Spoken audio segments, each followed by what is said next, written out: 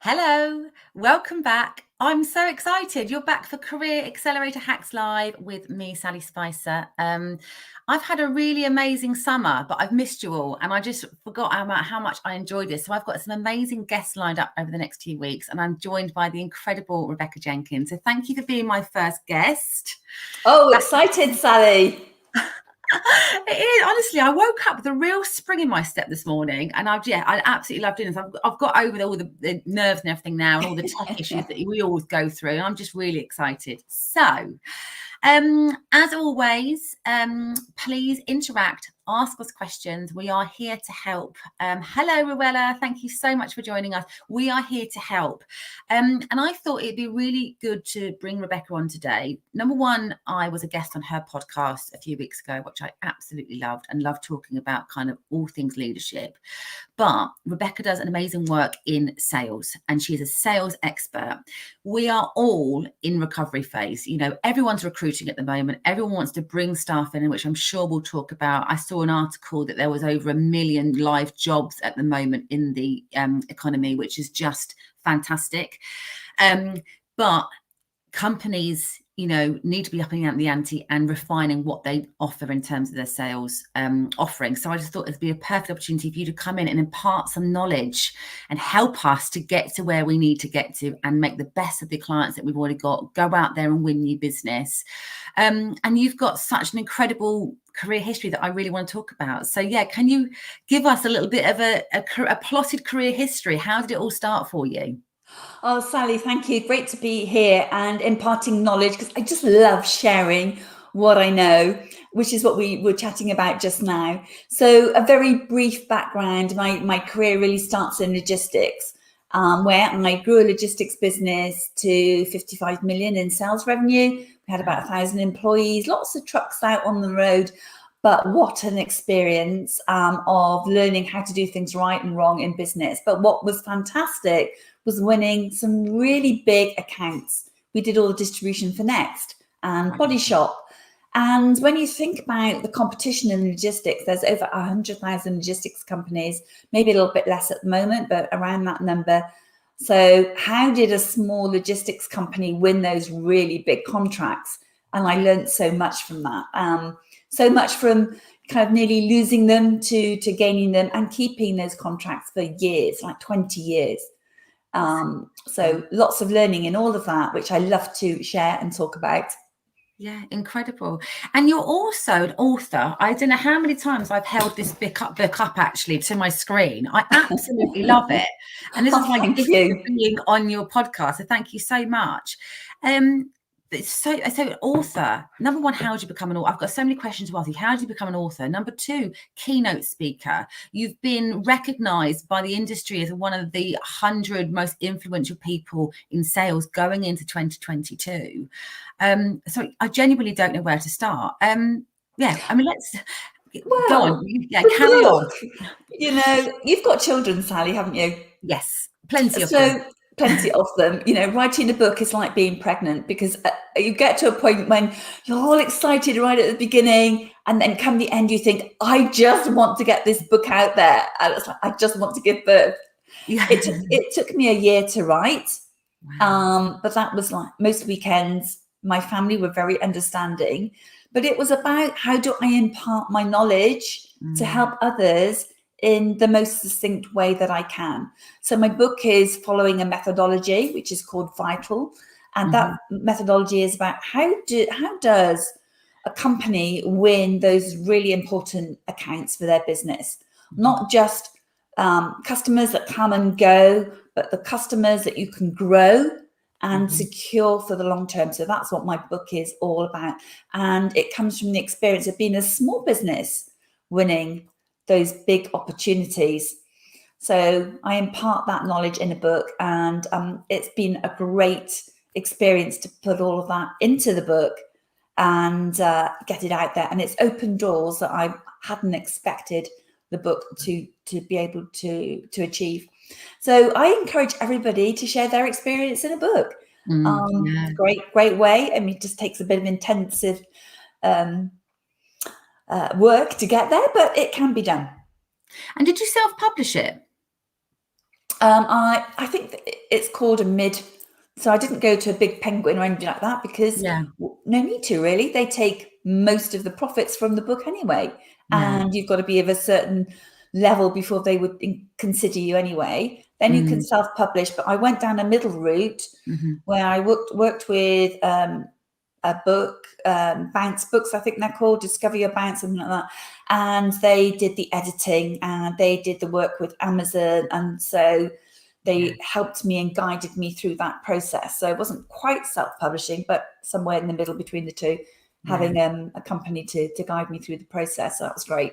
Yeah, it is great. And it's really interesting because I work with a lot of women in my kind of career coaching bit of my business, and they feel that they don't really feel like, well, why would anyone listen to me? Why would anyone, I think we really downplay our experience and our, what we have learned in our lives so much. But actually, it is that knowledge that you can use to not only help others, which I think is so purposeful. And what you get, I mean, when we spoke before, you get so much joy from just helping other people and imparting your knowledge and guiding them through. And I think that is, and also number two, you can use it to monetize your skills. All the experience that you've learned throughout your career is going to help somebody else who is potentially, not as experienced as you or just starting out that journey. And to be able to learn from somebody who's made the mistakes, because we all do every single day of our lives, to make those mistakes and to learn from them.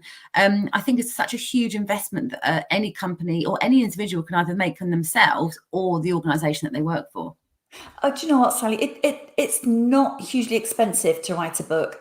It's not like you've got to go invest £5,000 or £10,000. It's nothing like that. Yeah. You impart what you know. You impart the things that you got wrong that you can now look back on and think, oh my goodness, what an idiot. Why did I do it that way? And have some fun with it, but you're sharing that knowledge. So that's one key thing of it. And then I think the other thing is it positions you as somebody who's knowledgeable because you've written a book about it. Yeah, absolutely. So I think it helps to build kind of credibility and positioning. So it's got lots of benefits, really. So I feel like we've gone down a book rabbit hole. I think it's brilliant. So talk to me about, so you grew and developed a fantastic logistics business. You got to 55 million in sales. You then sold that business to Wincanton, and then you went to work for them as a sales director. Is that right? That's right. Yeah. So you've gone from the SME into the corporate world. How was that? Well, I always wanted to have that experience because I always thought, they'll be doing things so much better than I was doing. I mean, they must have, when we won the big contract, I often wonder, well, how did we win that big contract? Because Wincanton bid for it, and they must have so many more resources than we had. But when you go into a big business like that, you begin to appreciate that they have the same challenges. They're just on a different scale. Okay. Yeah. But fantastic experience, lots of learning. But for me, it wasn't quite entrepreneurial enough. And they did appoint an innovations director at one point, and I thought, wow, now we're really going places, because part of what I do is helping business to, how do you create that innovation? How do you create that transformation? And I thought, wow, this is what we're now going to do in Wincanton. We are going to look at how do we innovate for our clients? How do we transform for our clients? Unfortunately, that person didn't stay for very long in that role. And it just made me appreciate that when you're a smaller business, you can be more nimble. You can create that innovation and transformation more quickly. Yeah. So absolutely. Fantastic learning, but I'd rather be faster at helping people to get results, helping clients to get results. Yeah. And I thought, do you know what? Now I've had that experience and I've grown a business and sold it. Hey, why didn't I help other businesses to grow? Which is my absolute passion. That's what I love to do. Oh, fantastic. So talk to me about the hell that your clients are in before you start working with them. Well, they could be either really struggling to get their first clients. When they may have lots of inquiries coming through, but they don't know how to convert them into new business. They may be corporate clients that have big accounts, but they don't know how to create the transformation in those accounts to make them grow. They could just be not knowing where to go next or not knowing what to do.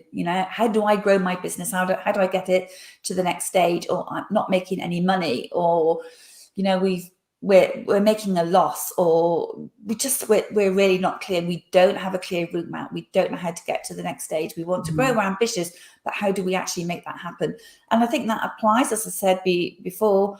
It can be as a very small business struggling like that. It can be a corporate struggling like that, because a corporate has big goals. They've got shareholders. They've got to, they've got to grow their business, and they need a strategy and a plan on how to get there. So it's really, I don't know how to take it to the next stage. Yeah. And do you find that a lot of the businesses that you now work with, or the journey that you're taking them on, become more niche in what they do? Because when they start out, they're potentially trying to win all the business and trying to do all the things, and potentially not doing it as efficiently as they could. And when they start scaling down who they actually serve, they become more successful. I think that's a fair point, Sally. Absolutely. Yeah. I mean, I think mid-sized companies are pretty clear about what they do. I think smaller businesses, kind of really small businesses, aren't clear and are trying to do everything. And then I say, well, you've really got to focus in on one of those and really get it to work. A mid-sized business that's already pretty good at that wants to know, how can they scale it? They've already got that niche, but how do they scale that kind of particular area? And then a larger business will want to know, how do they build custom intimacy into their relationships with their clients? How do they develop a strategy with their clients for growth? Yeah. But, if you're a small business wanting to grow, it's getting really clear about, where do you add the most value? Where can you make a difference? Where can you create impact? Yeah, brilliant. And another question I've got for you, and this is because I've worked in sales for the last 20 years, recruitment, whether we're selling a service, it is a sales role. And I think a lot of people, like with the estate agency, they just see that as quite a negative thing, someone to be sold to. And I wonder what your thoughts are on that, because having worked in sales and being really, really passionate about what I do for the last 20 years, I find it quite insulting when someone goes, oh, well, you work in sales. It's almost like it's like the lower rung, and it's a role that's not seen as credible as somebody else who maybe be like an academic role or something. Do you know what I'm trying to say? I do, Sally. I absolutely love this question. At one point I thought I've put the wrong title on my book, because people don't like the word sales. None of us like to be sold to. Okay, but if we could just shift thinking to, it's about, how can I add value to that individual to help them achieve something bigger and better in their business? Rather, I hate pushy sales. We see it all the time on LinkedIn. Oh, please connect. And then, would you like to buy my XYZ? And I think, my goodness, you're not building a relationship. You're not prepared to nurture. You're not even prepared to see how we can add value to you or to me. And that's what gives it such a bad name. I've got a friend who's got her own business, absolutely hates the word sales, wish it was eradicated from the dictionary. Well, it's about how we can add value. How can I get to know your business, understand what your challenges are, and see if I can add value to you? And so it does have a poor reputation. I've worked in a law firm, and I said, as a non-exec director, I said, well, perhaps you could go and have a sales meeting with this client. And they said, oh, sales? No, we don't do sales. That's not what we do. But everybody needs to be able to sell in a non-pushy way. It's not that. It's when people kind of think of the word salesperson, I think they conjure up this really traditional image of somebody trying to push a product onto them. That's not what it's about. It's about building a relationship, nurturing, and seeing if you can add value to their strategic goals that's going to create a transformation in their business. Yeah, absolutely. And it's really interesting, because as consumers, we love to consume. We love to buy things, don't we? Yeah. And we like to be sold to, even though we don't know that we're being sold to. I am any salesperson's dream. I'm like, I don't want to know any of the detail. I'm in. Like, if you've got my attention, I'm like, sign me up. I appreciate that's not everyone's personality type, but it's really interesting. But then if you feel like you're being sold to, it's that real kind of negative. And I think that kind of leads me on to my next question. And again, having worked in the industry for such a long time, how do you think sales has evolved over the last, I don't know, 20, 30 years? How has it evolved? I think it's changed dramatically in the last 12 months, in the last 18 months. I think the principles of good sales remain constant, which is, understand it from the other person's perspective. What are their needs? What are their challenges? Create a transformation for them, not a solution. If I had just provided solutions to the Body Shop or to Next, I would never have won their business, because I would be providing something they thought they needed. So let me give you an example. I was going to say, let's drill down into this. I want to know. So let's take an example. We won a big contract with Magnet to do all their distribution for them. If I had just responded to the tender, I would never have won that business. What we did differently, which is part of the Vital methodology, is gain insights. So we went into a good number of the showrooms of Magnet and spoke to the people in the store, spoke to the manager and said, what are the problems you're facing with your distribution? And they said, oh, we're facing damages. Oh, the deliveries don't arrive on time, and therefore the fitters can't go in because the goods haven't arrived. And then the parts are missing, so we can't do the fitting. And that causes this big backlog, and all the fitters get cross, and it's costly to us. And we were able to put all of that into the proposal response, because they didn't know that right over here they had this massive, massive cost. And we talked about how we would reduce that cost because we understood it. It wasn't the transport cost, it was the cost of damages, the impact that that's having on the business. So now I say you've got to have the insights into a company, not what they think they want. You've got to create a transformation by understanding more. So, I kind of back to your question. I think the principles of sales are solid, but it's not just about selling a solution. It's getting the insights to create a transformation and building custom intimacy. So we kept Magnet contract for, I don't know, something about 20 years until the business was sold. I think it's still a contract that Wincanton have, can't swear to that, but I think that's the case. And so I think principles are there, go for insights, not for a solution, create transformation. But I think in the last 18 months or so, B2B business selling has changed with social selling. And we've got to be good at social selling. And tell me what that is. Well, social selling for me is, how do you use a platform like LinkedIn to generate relationships and nurture leads, and not do what so many people do, as I just said, connect and sell. It's not that. It's, you've got to build a relationship. And how do you do that well? How do you plan that out so that you are adding value along that journey? And that's something I've discovered when we had lockdown, thinking, oh my goodness, things are going to change now. There'll be less referrals. I can't call companies. I don't know if people will be in the office. So let's look at how we do social selling really well. And that became a 60-day experiment, learning the hard way. How do you actually make this stuff work? That's incredible. Well, nothing else but LinkedIn for 60 days. But, that's the way I like to learn. I kind of really dive in and understand how to make it work. And I generated 5 new clients at the end of that. And I thought, wow, how did that happen? In my normal way, it would have been, all the things leading up to generating the lead, then go and have a meeting and then do a proposal and blah, blah, blah. And I didn't do any of that and gained 5 new clients in 60 days. Wow. So I then packaged all that up into a product to help other people get success and results in B2B social selling. So I think that's here to stay. I think that's here to grow. And I think every single person who's responsible for client acquisition in some way, shape or form needs to know how to do social selling. Now, I love this. Oh, yeah, this is great. I just have to say a quick hello to so many people who have joined. So Holly, Emma, Rui, Rebecca, Emma, thank you so much for joining. And I'm so glad that you're enjoying this conversation, because it is absolutely gold. And it's really interesting. I wanted to ask you now, what was your presence on LinkedIn pre-pandemic? Oh, God, such a good question, Sally. Do you know, I've had a LinkedIn account for probably 10 years, 12 years. And what did I use it for? When I'd met somebody, I would connect with them.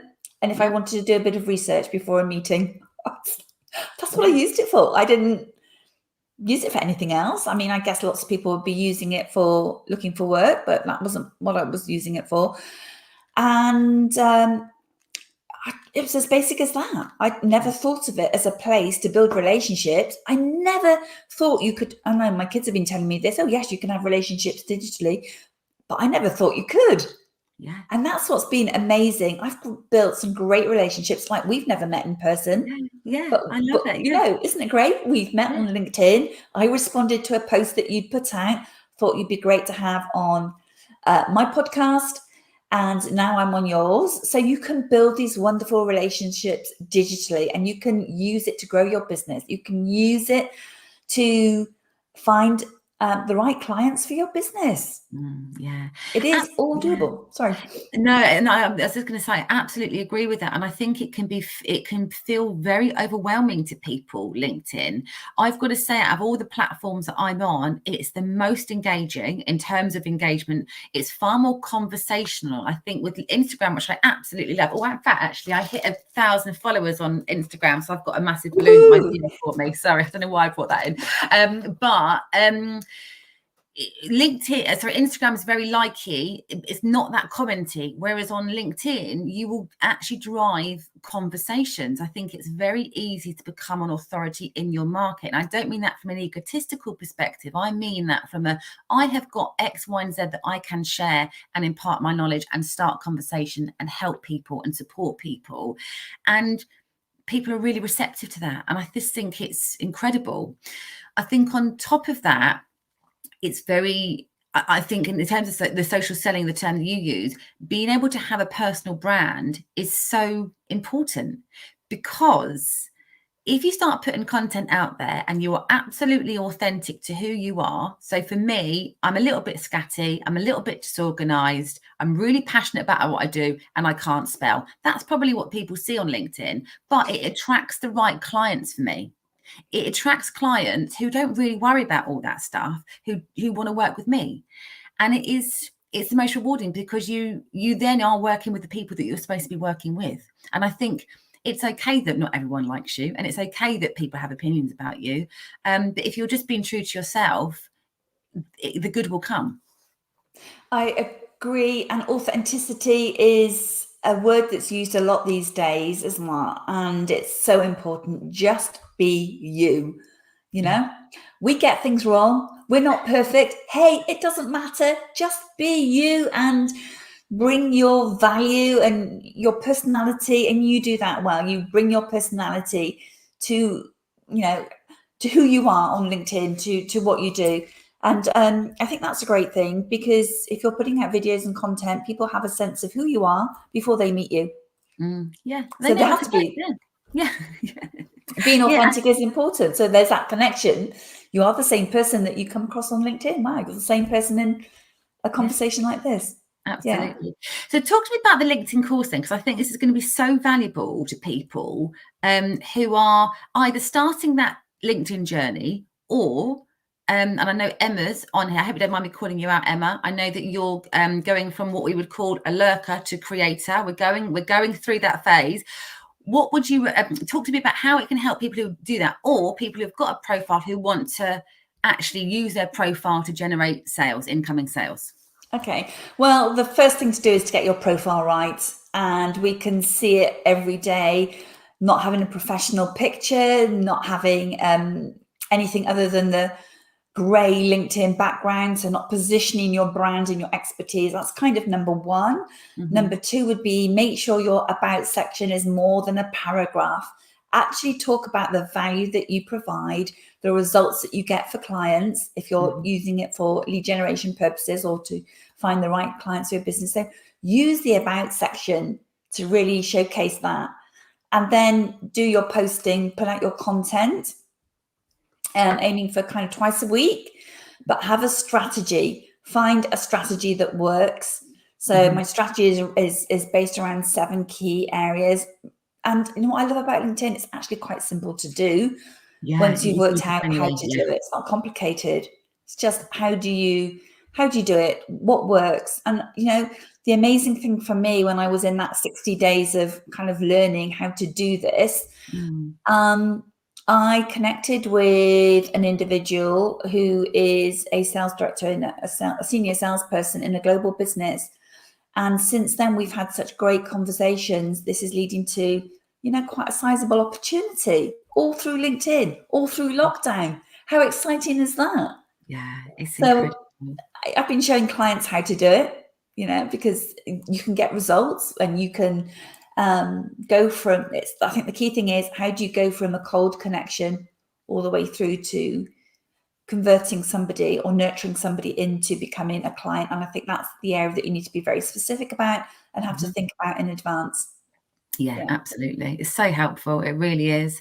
And talk to me about some of the trends or challenges that you were kind of seeing out there on the market in terms of the clients that you maybe have brought on over the last 18 months. What impact, it's probably a silly question, what impact does the pandemic have? But how are you helping them kind of through that recovery? I think one of the things is, how do you do social selling well? Yeah. So, I guess we're beginning to get back now to face-to-face meetings, but I still think that's not going to be where it was, 2 years ago. How do you create relationships digitally? I think that's a key thing.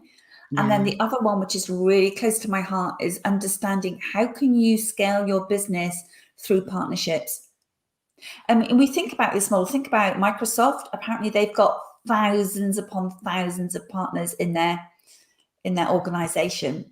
And we can all benefit from that by creating partners in our own business that help us to scale, where we could do it through marketing in a partnership way, through products, through geography, but maybe that's a bit less likely now. So creating partnerships is a great way forward and helping companies to grow.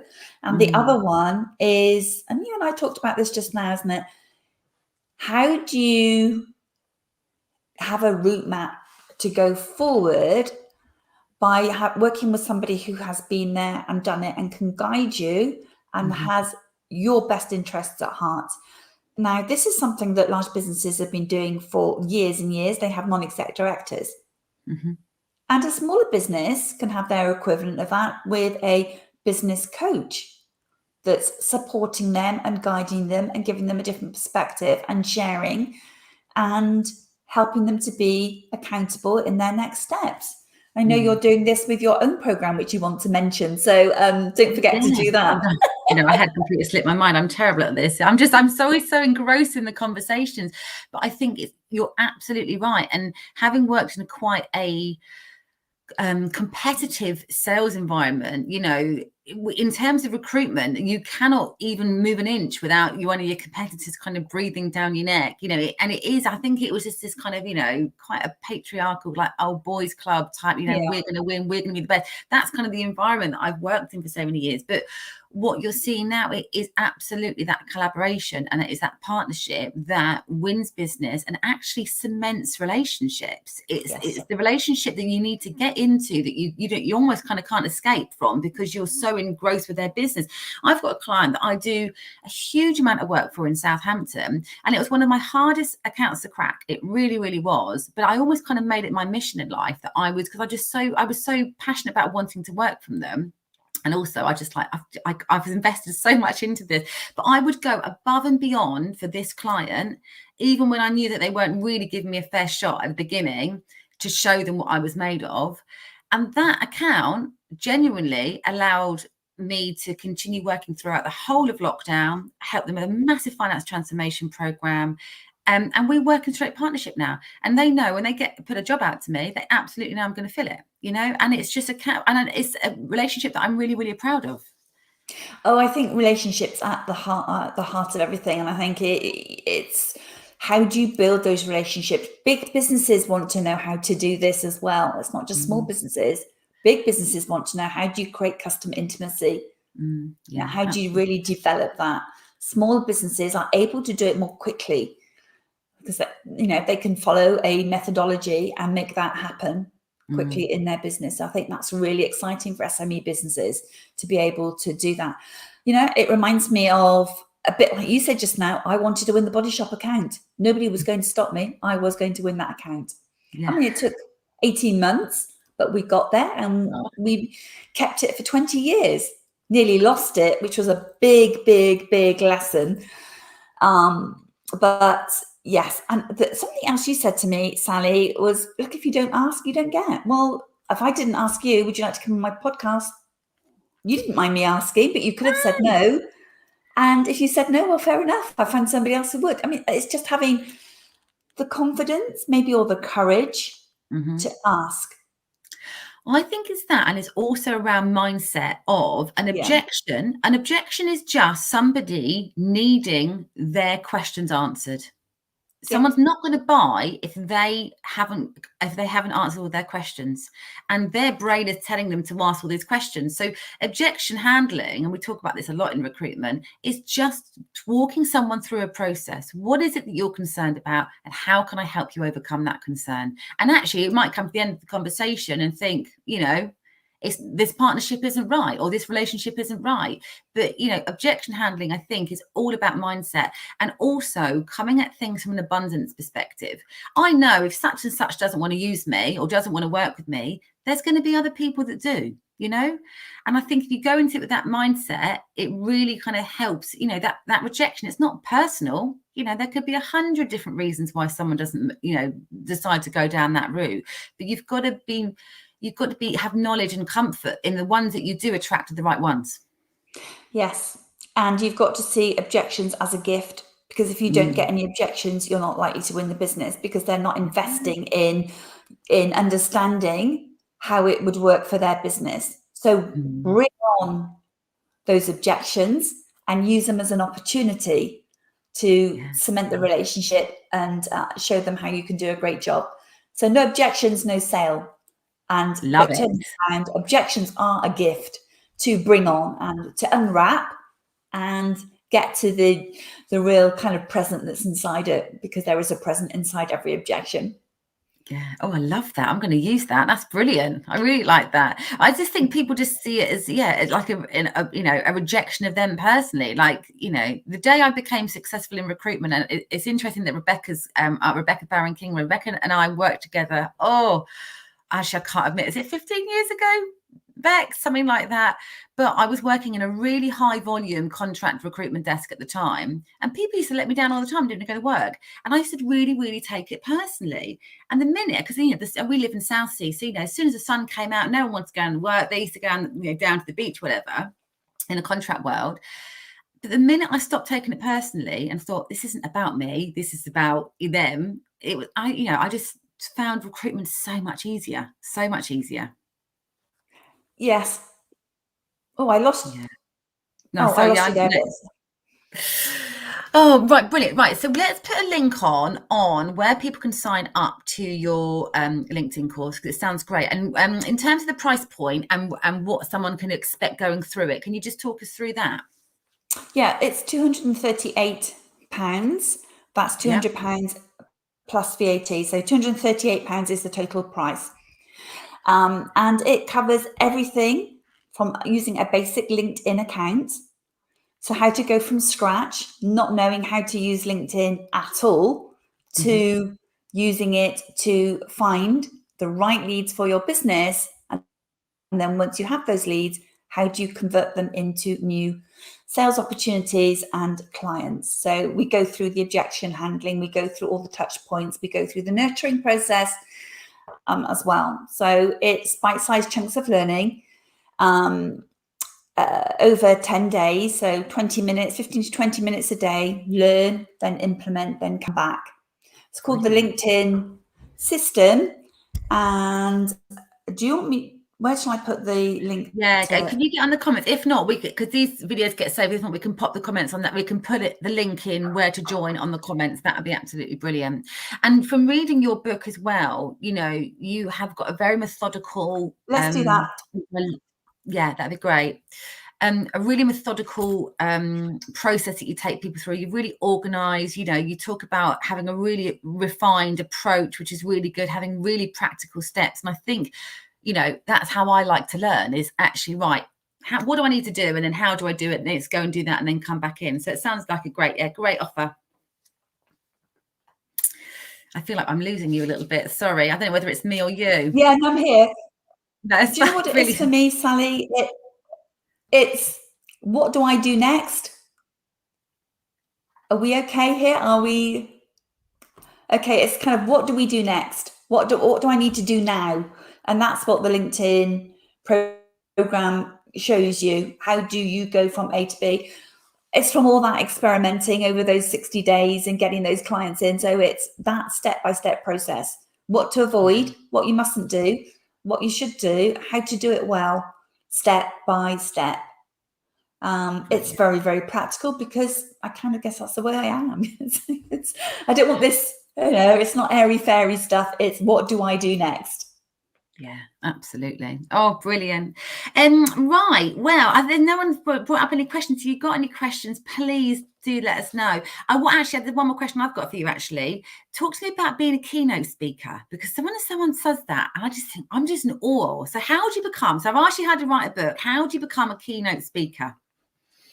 Well, I guess it's just being able to share your knowledge in a way that's concise, that people want to learn from. So how do you do it? Well, I think, you've got to find groups of people, like, for example, something like Vistage, where they want speakers to come in to share their knowledge, their experience of, for me, it'd be how do you grow a business, or how do you win those nice contracts? So it's just positioning your expertise in a way that would be of interest and add value to others. And just loving sharing that, because if you're enthusiastic about it and passionate about it, it doesn't matter about the audience. It's just sharing your enthusiasm and your commitment and what you've learned, so that people at the end of it have some takeaways, some things that they could go and do in their business. And I think that's how you do it. You tell your story with passion, with enthusiasm, and enjoy doing it. So yeah, okay, the first ones when I ever did this, and I've made some massive mistakes, and I kind of ran away from the venue on my first one thinking, I hope nobody ever remembers me, that was terrible. But that's how we learn, isn't it? That was many years ago. I made some really silly mistakes, but that's how you learn, isn't it? You learn. And you commit you commit to making it better next time. You learn from that. Yeah. And I know that we're both huge fans of self-development, which is probably why we're on this journey together, that, we're constantly learning and trying to learn new skills. And yes, it can be really intimidating, but I think as well, and I think I've really got myself back into, over the last 18 months, really pushing myself to learn more. I think I became quite stagnant before that. And I feel I feel really happy that the pandemic pushed me to do that.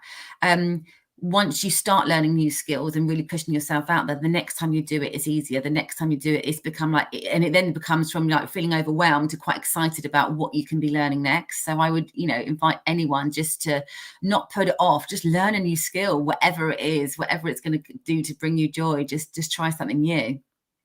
I love that, Sally. I also, just take yourself outside of your comfort zone. Yeah, just absolutely. Maybe one step at a time. What could you do next week that feels really uncomfortable now? Do you know what? It could be something as simple as showcasing on LinkedIn what you're brilliant at. Now, that might feel really uncomfortable to put all of that out there, but hey, it's what you've learned. It's what you know. Turn it around and say, if I don't share this, what am I cutting myself off from? What am I not helping other people with because I am not prepared to share it? So maybe it's creating this wonderful LinkedIn profile and putting yourself out there. Yeah. I mean, what's the worst that can happen, right? Nothing. And the best that can happen. Oh, brilliant. Well, thank you so much for joining us. I did want to talk just really, really quickly about my membership. We're going to be talking about it more over the next couple of weeks because it's launching at the end of October. And this is a space where you can come to either help develop your career and the skills that you need in order to do that. It could be around personal branding or not knowing which direction or how to kind of climb up that ladder if that's what you want to do. I work with a lot of women who set up their own businesses. And so they do it maybe as a side hustle to start with and then scale, but also ones who have got established business who are looking to scale that up. So we have created a space. It's going to be called the Coach Collective, where we're going to be bringing in experts like Rebecca. We're going to have monthly masterclasses. We're going to have group accountability sessions and also some kind of laser focused coaching. So you get 4 touch points and the community every single month. So if you're interested, please either drop me a DM or drop me a comment in the messages here and we can get you signed up to the waiting list because there's going to be limited spaces for our first launch. But yeah, there's lots of stuff going on behind the scenes and I'm really excited to share it with you all.